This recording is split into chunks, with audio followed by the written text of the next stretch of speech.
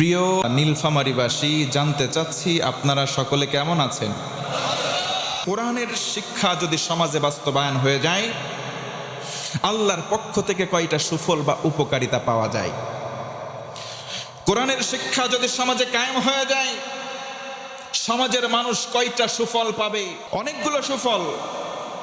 কোরআনের শিক্ষা বাস্তবায়ন সমাজে হলে অনেকগুলো উপকার, তার মধ্যে 5টা স্পেশাল উপকার। চিল্লায় কোন কয়টা? আমার বন্ধুগণ মনোযোগ বাড়ায় দেন।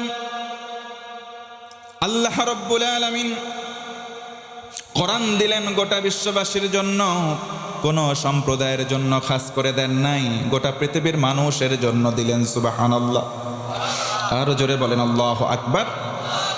এই কোরআনুল কারীম শুধু মুসলমানদের জন্যই নয়, কোরআন দিলেন আমার আল্লাহ, বললেন বান্দারে তুই মানুষ কিনা, 2 পায়া জন্তু কিনা, এটা শুধু দেখবো। জোরে কোন সুবহানাল্লাহ।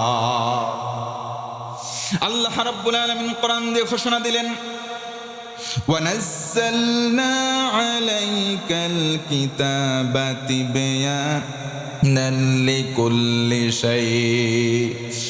আল্লাহ রাসূলকে বলা হলো, এমন একটা কিতাব দিলাম যেই কিতাবের ভিতরে ছোটখাটো সব কিছু তুলে ধরলাম। পড়েন সুবহানাল্লাহ। এমন কোন বিষয় বাদ দেন নাই। কোরআনে যা যা প্রয়োজন, ব্যক্তিগত জীবন থেকে পারিবারিক জীবন, সামাজিক, রাষ্ট্রীয় সব কিছু আল্লাহ তুলে ধরেছেন। পড়েন সুবহানাল্লাহ। একটু চিৎকার দিয়ে বলা যাবে কি আল্লাহু আকবার। 1 নম্বর, কোরআনের শিক্ষা যদি সমাজের মধ্যে ছড়িয়ে যায়, তাহলে অবশ্যই ন্যায় বিচার কায়েম হবে। জোরে বলেন কি বিচার? আরো জোরে বলেন কি বিচার? এই ন্যায় বিচার বর্তমান বাংলাদেশে বোধহয় অনেক আছে। আছে। তাহলে কোরআনের শিক্ষা ব্যবস্থা যদি সমাজে জারি হয়, প্রত্যেকটা মানুষের কলিজার ভিতরে নূর থাকবে আল্লাহর, সে কখনো অন্যায় অবিচার করতে পারে।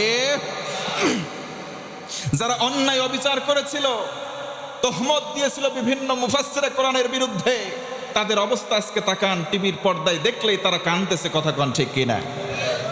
এই জিল্লতি দুনিয়ার পক্ষ থেকে আসা নাই, আসমানের মালিকের পক্ষ থেকে বরাদ্দ হওয়া অপমান, এগুলো লাঞ্ছনা বঞ্চনা। কথা কন ঠিক কিনা?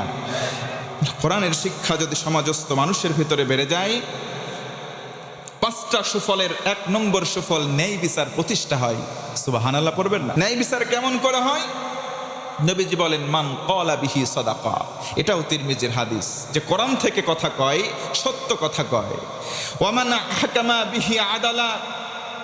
যে ব্যক্তি কোরআন দিয়ে বিচার করে সে ন্যায় বিচারক। সুবহানাল্লাহ পড়বেন না?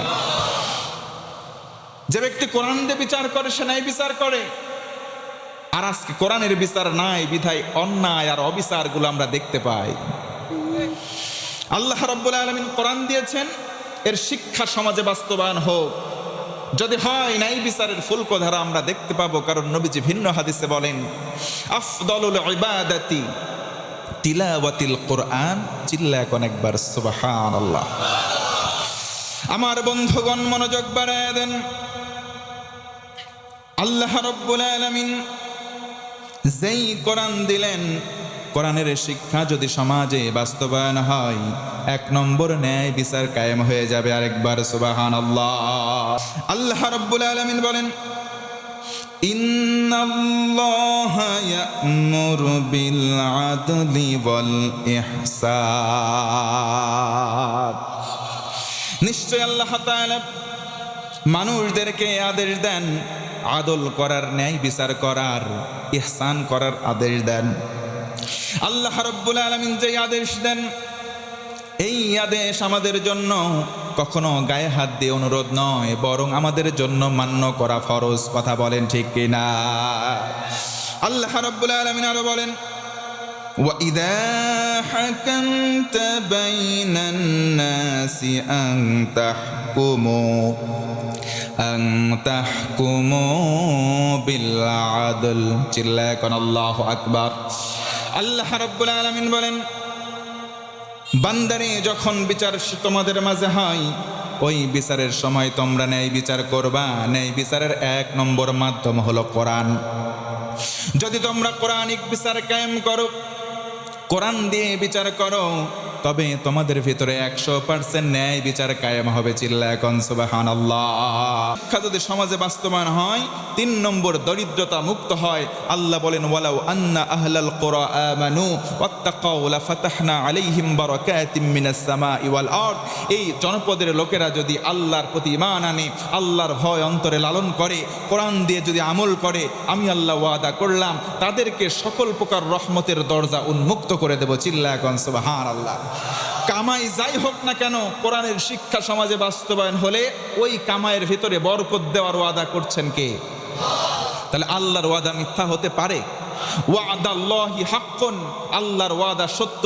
ইন্নাল্লাহা লা ইউখলিফুল মিআদ, নিশ্চয়ই আল্লাহ একবার ওয়াদা করলে সেই ওয়াদা প্রতিশ্রুতি কোশ্চেনকালেও ভঙ্গ করেন না।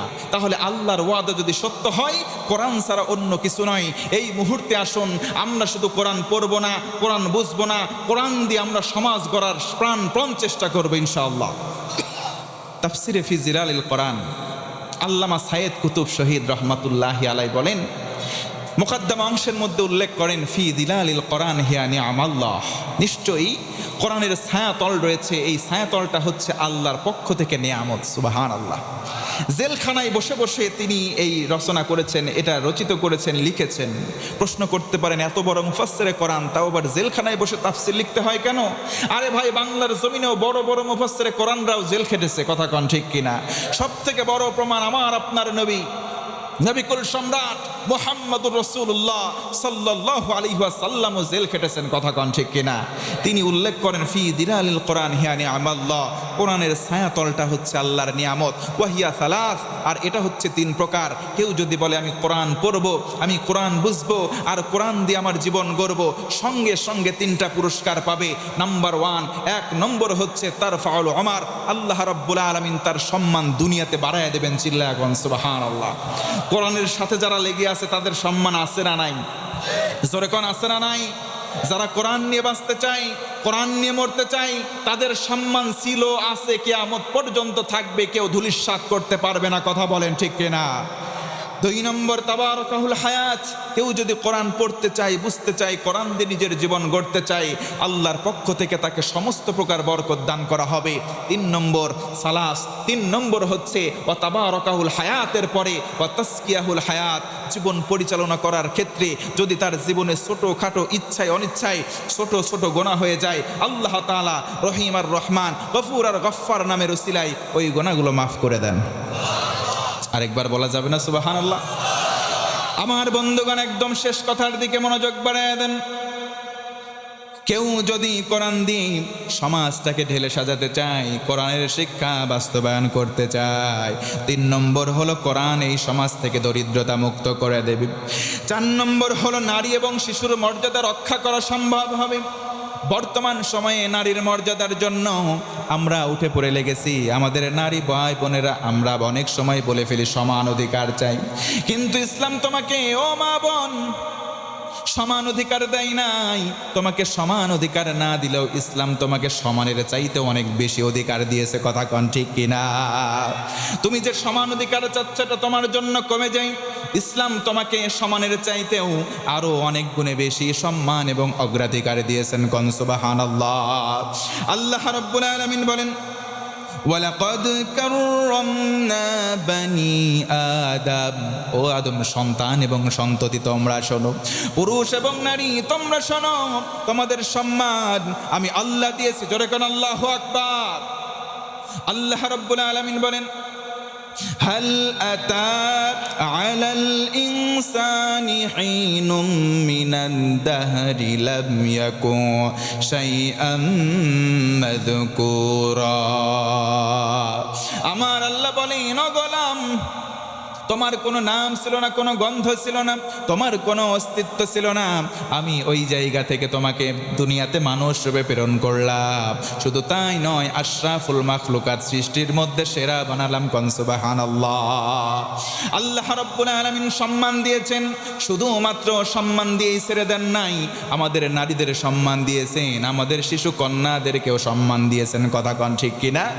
আমার নবীজি যখন বাড়ি থেকে বের হতেন, সবার শেষে তিনি তার কন্যাকে আদর করতেন, এরপরে বাড়ি থেকে বের হতেন। আবার যখন দূর থেকে বাড়িতে আসতেন, সর্বপ্রথম কারো সঙ্গে কথা না বলে নিজের কন্যার সঙ্গে কথা বলতেন এবং চুমু খেতেন, আদর করতেন। ইসলাম আমাদেরকে কন্যাকে ভালোবাসা শেখায়, ইসলাম আমাদের নারীর সম্মান দেওয়া শেখায়। কিন্তু ইসলাম বাদ দিয়ে, কোরআন বাদ দিয়ে অন্য ধর্মে যাবেন, সেখানে সম্মান নাই। কথা কন ঠিক কিনা? 5 নম্বর সর্বশেষ পয়েন্ট হলো পরকালের মুক্তি এবং আল্লাহর রহমত কোরআনের শিক্ষা বাস্তবায়ন করলে পাওয়া যায়। আজকের সমাজে কোরআন দিয়ে আমরা যদি বাস্তবায়ন করতে পারি সমাজটা, বলেন তো দেখি আমাদের সমাজের জন্য লাভ নাকি লস? এটা জোরে কোন, লাভ না লস? আল্লাহ রাব্বুল আলামিন বলেন, ফামান তাবিআ হুদায়া ফালা খাউফুন আলাইহিম ওয়ালা হুম ইয়াহজানুন।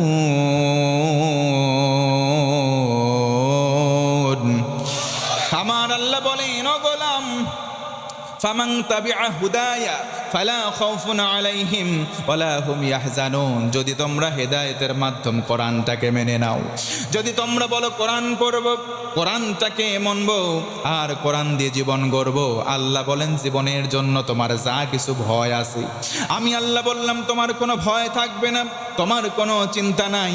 হেদায়েতের মাধ্যম বলে কোরআনকে মানো, সকল প্রকার ভয় আমি আল্লাহ দূর করে দেব। কোন সুবহানাল্লাহ?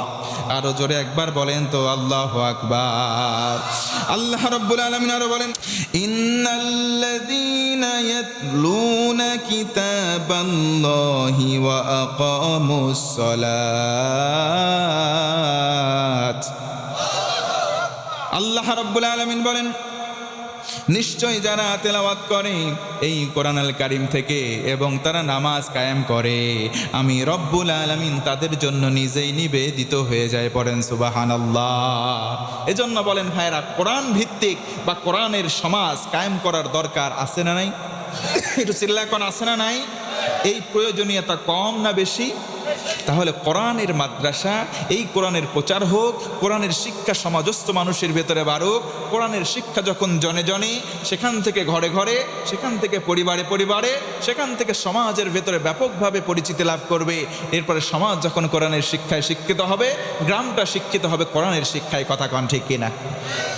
কোরআনের শিক্ষায় যখন শিক্ষিত হয়ে যাবে, ওই মানুষগুলো তখন নৈতিক নীতি নৈতিকতার দিক থেকে উৎকর্ষ সাধিত হবে। সে কখনো মিথ্যা বলতে পারবে না, সে কখনো সুদ খেতে পারবে না, সে কখনো অন্যায় করতে পারবে না, কোনো পাপ পঙ্কিলতার মধ্যে নিমগ্ন হতে পারবে না। কথা কন ঠিক কিনা?